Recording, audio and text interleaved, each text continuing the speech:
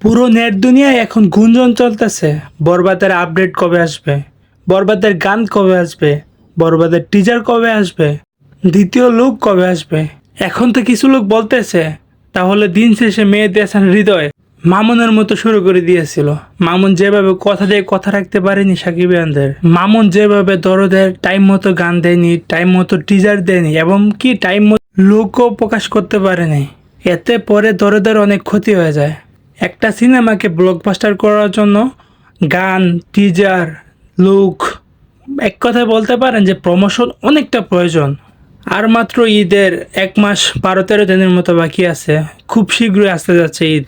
তো আপনাদের কি মনে হয় এর আগে কি বরবাদ টিম কি তাদের টাইম মতো কি সবগুলো প্রমোশন করতে পারবে, গানগুলা কি আপলোড দিতে পারবে?